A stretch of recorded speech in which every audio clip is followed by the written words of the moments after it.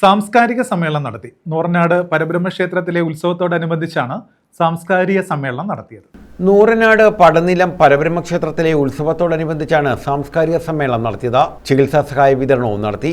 ആലപ്പുഴ ജില്ലാ panchayat president A Mahendran സാംസ്കാരിക സമ്മേളനം ഉദ്ഘാടനം ചെയ്തു.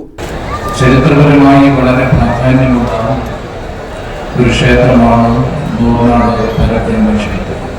പരബ്രഹ്മ രൂപമുള്ള ക്ഷേത്രം കേരളത്തിൽ അപൂർവമാത്രമേ ഉള്ളൂ.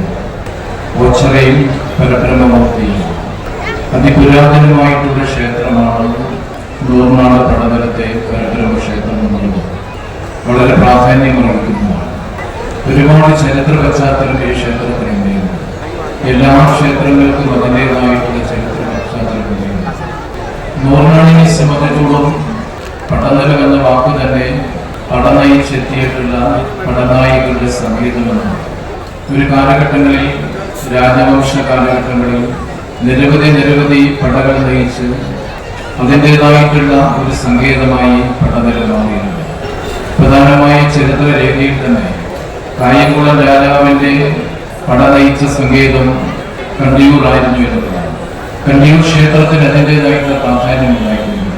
കായംകുളം രാജാവ് തന്നെയാണ് പടനിലം ക്ഷേത്രത്തിന്റെ ഭാഗമായി പട നയിച്ചെത്തിയതും മാർത്താണ്ഡവർമ്മയുടെ സേനയും കായംകുളം രാജാവിന്റെ സേനയും തമ്മിൽ ഏറ്റുമുട്ടിയിരുന്നു. കായംകുളം രാജാവിന് അതിൻ്റെതായിട്ടുള്ള മേന്മയുണ്ടായതും ചരിത്ര രേഖയിലാകട്ടെ സൂചിപ്പിക്കുന്നു. പ്രസിഡന്റ് രാധാകൃഷ്ണൻ രാധാലയം അധ്യക്ഷത വഹിച്ചു. പാലമേൽ ഗ്രാമപഞ്ചായത്ത് പ്രസിഡന്റ് സൂസമ്മ ചാക്കോ ചികിത്സാ സഹായം വിതരണം ചെയ്തു.